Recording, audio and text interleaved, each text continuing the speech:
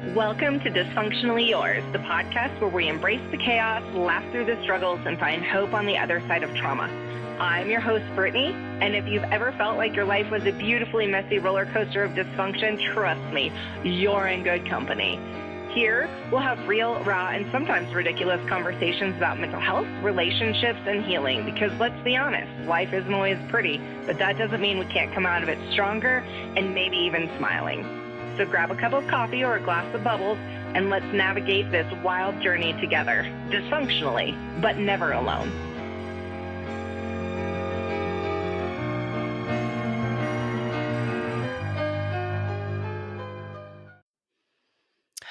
Welcome back.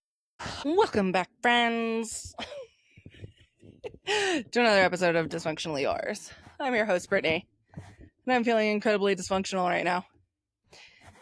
I've had to re-record this episode, and now I'm having technical difficulties, and now I don't know what I'm doing. All right, we're gonna...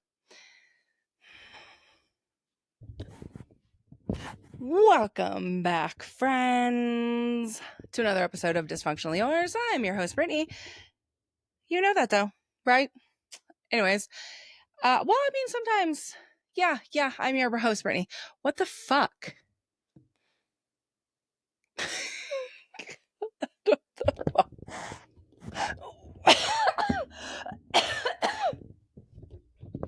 Welcome back, friends, to another episode of Dysfunctionally Yours. I'm your host, Brittany. How are we on this beautiful Monday? How are you doing? I am doing great. I am struggling, if I'm being honest, and not because I'm actually struggling, but because I'm dealing with technical difficulties, and I'm not a technical person, so I'm working through it. We're gonna get through it. It's okay, though. Sometimes you have to dust yourself off and try again. Yeah, you know what I mean. Also, in my little squirrel brain, and speaking of songs that get stuck in the little squirrel brain, so you know that Muppet song, that doo doo doo doo doo, mana mana, right? Okay, it's been in my head. It won't leave. It won't go away. I've listened to it. It's been looked up to be like, hey, maybe if I listen to it, it will stop being stuck in my head. I listen to all kinds of other music.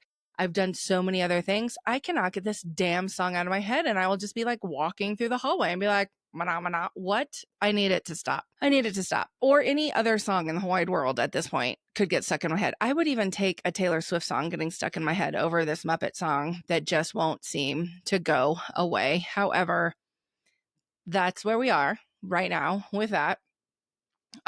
This week, I wrote down some of the things that like get stuck in my brain and that I actually go and Google. Some people use Google for important things. I use Google to make sure that I am not a crazy person. And sometimes I still am a crazy person. sometimes we don't need to talk about that. I'm over here giving all my secrets away.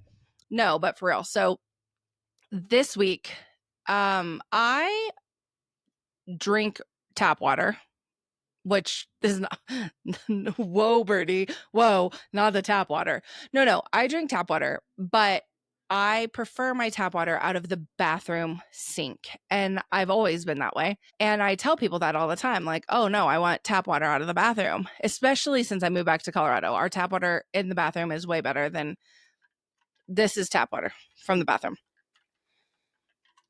But I think it tastes better. And so I researched this to be like, does bathroom tap water taste better? And the answer is yes. There's a real answer to that. And it's not a Brittany answer, it's an interwebs answer. And the answer is yes, tap water is in fact better. And it has things to do with like the plumbing, and the pipes are shorter. They're also more enclosed. So tap water in the bathroom is more likely to stay colder than tap water from the sink. It's a different pipe system. So that's what I got. And because I'm not a plumber and I don't do all of that type of stuff, that is my Reader's Digest response to you guys about tap water. But it is better. And Google told me yes.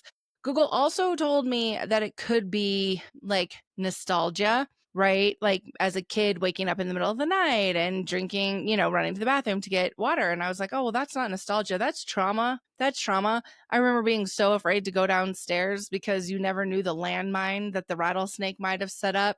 And so it was like, it's just easier to sneak to the bathroom to get water versus like, especially if I was grounded, like you're not going downstairs to get water. Like you're not going downstairs to risk that. That carnage. So you just like creep to the bathroom, drink some water and like cup it in your hand. So anyways, I was like, yeah, nostalgia, trauma, same, but different. Yikes. Also, other deep thoughts by Brittany Handy. I'm so funny. If you know, you know. I have started telling people that there's less oxygen in the stairwell at work than there is in a normal stairwell. And my logic behind it is that I can run up and down other stairs that are outside, but to run up and down the stairs in the office building, I can't breathe. And I'm like, like dying. And I was like, well, it's because there's less oxygen in there. The last time I repeated it out loud to somebody, I heard myself say this. Like it's like I actually heard the words that were coming out of my mouth. And I'm like, I'm going to look that up because I'm not actually going to let people think that I'm this moron telling people that there's less oxygen in enclosed spaces like a stairwell if that's not true. So I look it up and that is incorrect information. So if I have told you that, disregard. I'm lying to you. But what I did, there was like, no, there's the same amount of oxygen if, it's the stairs here versus like a stairwell indoors or outdoors in the same location. And they did say, the interwebs did say that it could be because enclosed spaces are stuffier because there's less circulation, and that stuffiness can give the illusion of less oxygen, making it more challenging to breathe, but it has nothing to do with the oxygen itself, which does make sense. That does make a lot of sense, actually. So now you know. Now you know. Also, we should all applaud the fact that it is Leo season, and I am a Leo, and so I get really excited about it. And I was out with my cousin a couple weeks ago for her birthday, and she was very sparkly. And I was like, oh my God, I want to be that sparkly. How did you make yourself that sparkly? She uses this. If you're on the YouTube, you can see it. But if you're not, it's called Classic Whip. It's sunscreen. It comes in this little adorable whipped cream can. Very gimmicky, very, very gimmicky. Like I would have never have bought this just for the sunscreen itself because it's incredibly overpriced, but it also is super, super glittery. And I want to shine bright like a diamond all the time. And I want to sparkle as like one too. So I did have to get it. And if you also want to look like a little disco ball walking down the street, shining so bright, that's what you should use. Also, they can sponsor me if they would like, and I will, shine bright like a diamond for them. Okay. Anyways, enough of all of that nonsense and science stuff. Let's talk about much more important things like my ache and relief of the week. My ache of the week, not that it's important. I don't know why. Let's just talk about my ache and relief of the week. My ache of the week, two things. First thing, I've been watching that trial. I've been following the trial of that dentist in Denver that murdered his wife, and they have like 5 or 6 kids, murdered his wife with arsenic, and is really adamant that she did this to herself. And just watching it is enough to make me want to like lose my mind because, bro, like the stories that you're saying are not, you're a gross, gross human. Aside from the fact that you were cheating, aside from the fact that you just had no moral compass as far as like your vows to your marriage or whatever. But like he has all of these things that he's talking about, text messages where he's really trying to be, it's very premeditated, where he's actually sitting here talking about how she wanted to harm herself because he was going to leave her, that he had told her, I'm going to leave you. So she wanted to harm herself. And so after that, she was like, well, but I need you to Google search the quickest, fastest, most painless way. And then I need you to buy the arsenic.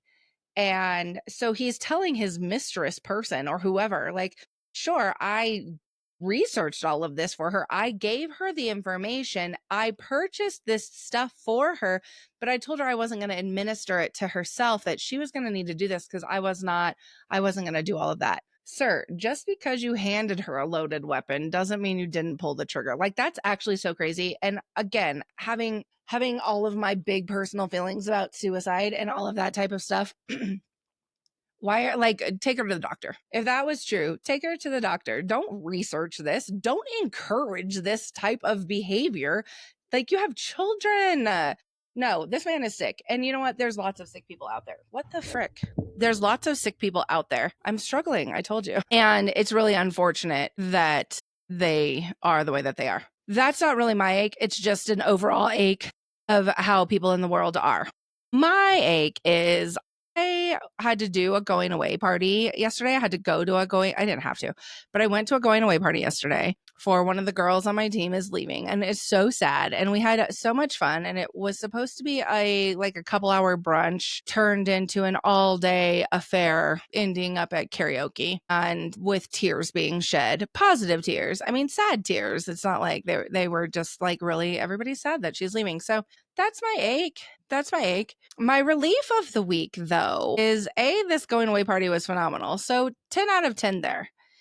My other ache, though, no, not an ache. My other relief, though, my main relief, I have an unexpected house guest, and I'm very happy to see my unexpected house guest, to see my friend. And it has also brought my children over to have dinner, to spend because it's like family friend, right? So, my kids have come over. We've been able to spend time together, had some good conversations, so many laughs, lots of great time spent. So that's actually just been lovely. Can't complain about that. We love some time with friends, which sort of leads me into what I was going to talk about today. So last week when Lindsay was on, there was mention of adult friendships being hard. It's hard to make adult friendships. And I've really thought about that over the course of the week and been like, yeah, it really is hard to make adult friendships. And it got me thinking about way back in a handful of episodes ago, whenever I was talking about why I decided to sever the ties between the rattlesnake and I, that I had seen a sign that said, if you weren't my mom, you'd be my best friend. And I was like, if you weren't my mom, we wouldn't talk at all. And that being the end of that. And so it got me. So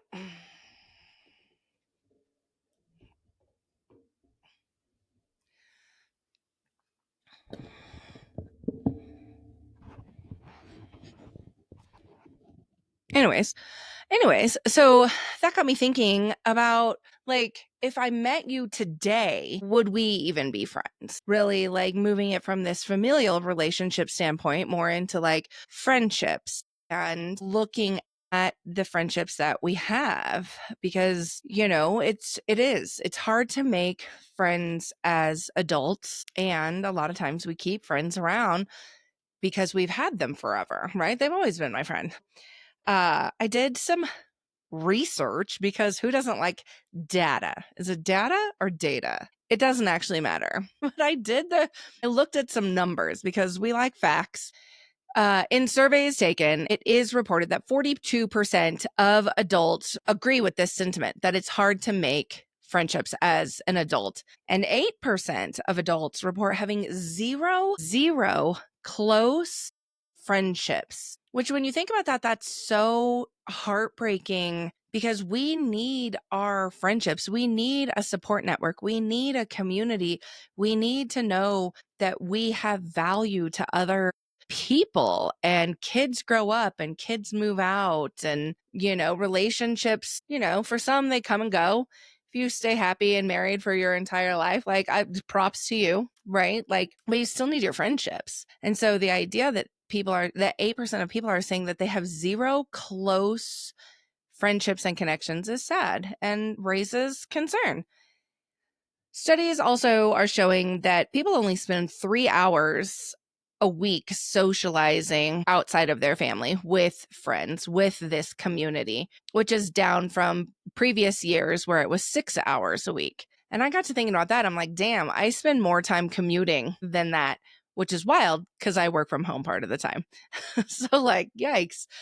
I spend more time commuting, whether that's to work or to therapy. Therapy alone is a 2-hour commute each week. So, then I only have 1 more hour. If I'm willing to sit in the car to drive all over town for 3 hours, that's all that I'm also giving friendships. And I know I'm not the only one with that, right? Like, I'm sure there are plenty of people who can relate to that, but we're busy, right? We have work, we're adults, we have bills to pay, we have family, whether that's our children or, we're the caregiver for our parents or another family member or, a spouse, a partner, anything along those lines. And so we're busy. We're busy people. We're prioritizing work and family. And there's other factors that go into that as well, like trauma. I will say my friendship group plummeted after Chase died. After that situation, I changed. My needs changed. My expectations changed. I personally changed, and that impacted relationships after that. There's other big life circumstances that would change that, right? Getting married or having children, that changes friendship dynamics as well.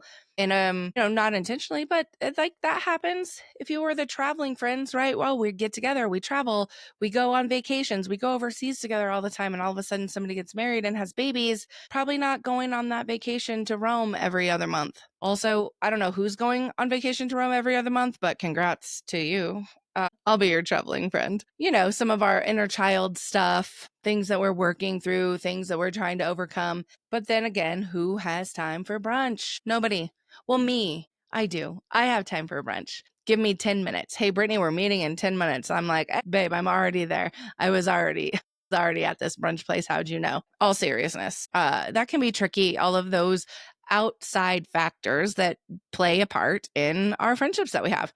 And we need to make wholesome friendships as adults, right? We're no longer 20 where we're okay with just having like the party friend or anything like that. Like, we want a substantial relationship. We want to be able to talk about the important things. We want to have intelligent conversations. We want to be able to talk about, I don't know, like politics. Not me. Please don't talk to me about politics. We want to be able to talk about life stuff. We want to be able to talk about personal growth and improvement. And I don't know, do you have an investment venture?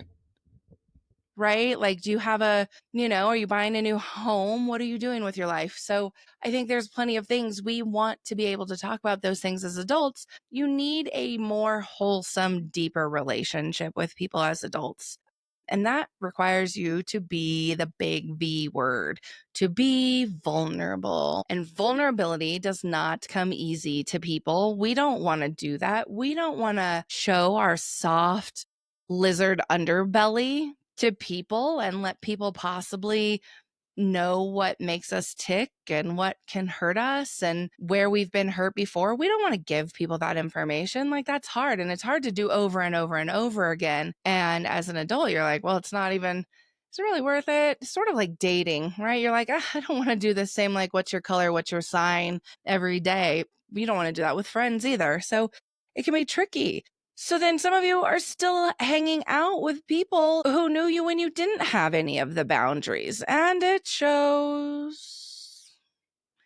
You can always notice where there's lack of boundaries. But out of comfort, we keep low vibe friends because it doesn't do much for you. And also, it's a placeholder. It's comfortable. Nobody wants to be alone. All of those factors, right? Like that comfy pair of perfectly worn in jeans. You know that they're thin. You know that they're worn down. You know that they're holey. You know what to expect out of them, but you also know that they're comfy. They fit just right.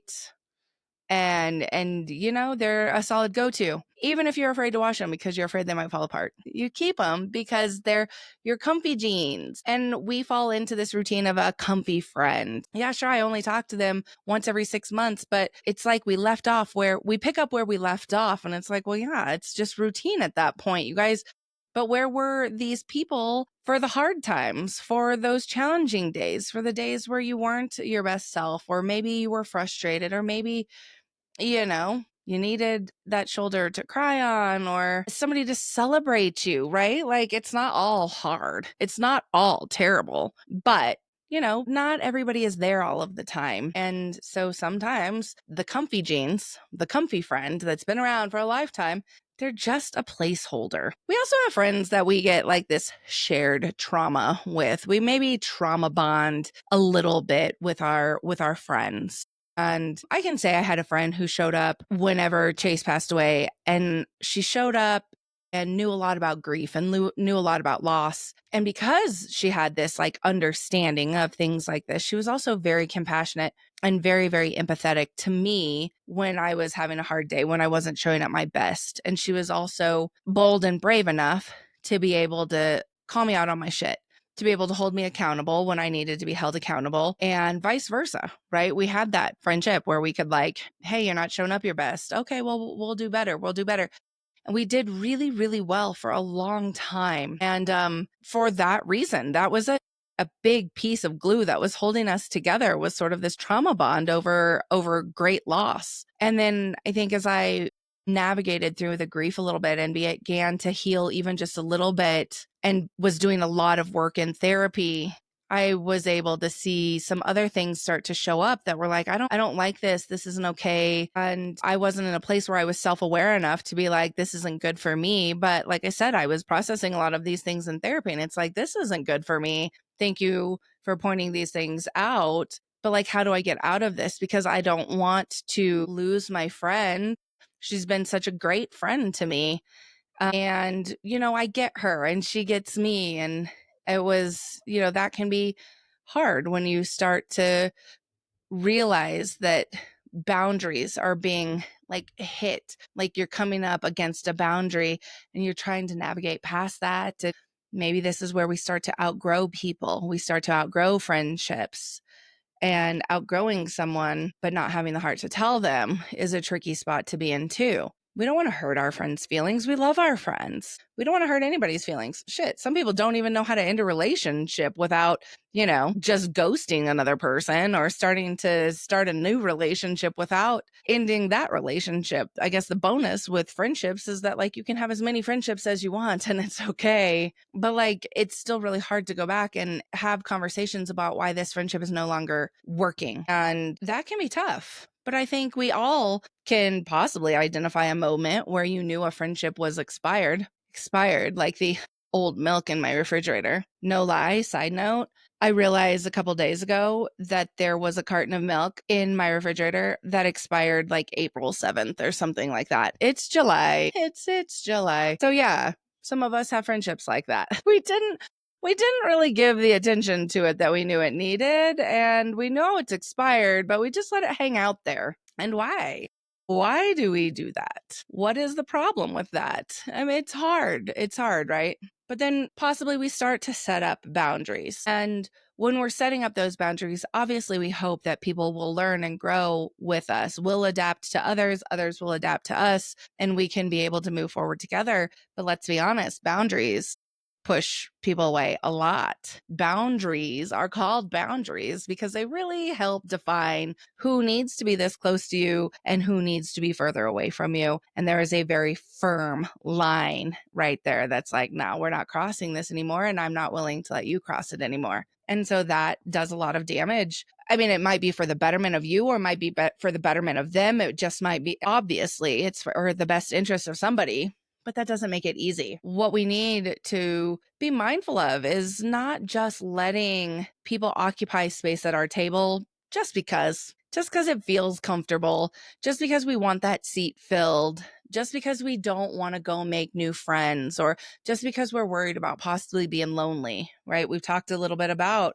that, whenever you are in a big healing journey, or you're in this like recovery mode, or you're going through like big life changes, even really positive ones, again, like having a baby, getting married, these things shift what our expectations and needs in a relationship are, in our friendships are. And obviously we hope that people will come on that journey with us, but that's not always the case. And so we can't just say, oh, they were there for us then, so obviously they're still here for us today. And oh yeah, I was able to be really supportive of you then, but I can't now. We have to be able to remove people from our table if they're just there just because, as a placeholder, as a warm seat, as a warm body. Nobody needs that, which circles back to the beginning where I said adult friendships are hard. So here's the thing, right? If you're finding it hard to make new friends or painful to outgrow the old ones,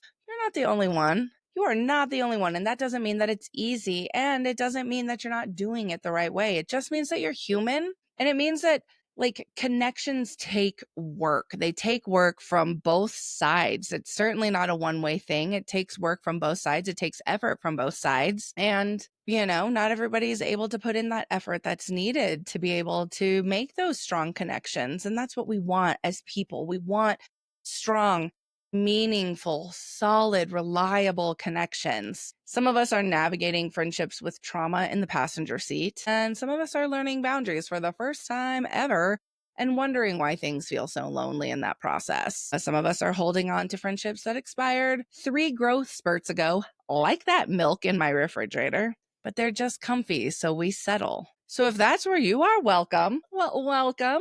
And this is what makes us dysfunctional today. It doesn't mean that you're cold, and it doesn't mean that you're heartless or unlovable or anything like that. It just means that you are learning to show up for yourself. And that, my friend, that's brave. Absolutely. And yes, sometimes that does mean letting go of people who once meant everything to you. And that is sad, and it can be very harmful. So actually, you know what? Next week, let's talk about that. Let's talk about the friendship breakup, the guilt and the grief and the weirdness of mourning somebody that is right down the street, possibly still hanging out with your friends, but that it's just no longer for you. Because like romantic relationships, friendship breakups deserve space too. Friendship breakups deserve space too. With all of that, I would love to hear your friendship breakup stories. You can add those in my DMs on TikTok or Instagram at Dysfunctionally Yours podcast. The anonymous Google form is also in the Dysfunctionally Yours podcast Instagram bio. So you can find that there, and you can just drop in a story and we'll share it on the pod because that would be a lot of fun. We love to build a community, and you are the community, so your engagement matters. Tune in next week. All new episodes every single Monday on all streaming platforms. You can also check it out on YouTube, where it is a slightly less produced, much more unfiltered and raw, because I don't edit it as much. You can check that out on the Dysfunctionally Yours podcast on YouTube. Until then, be kind to yourself, because that's the relationship that really matters. Don't be afraid to be great. Toodles, poodles. Bye.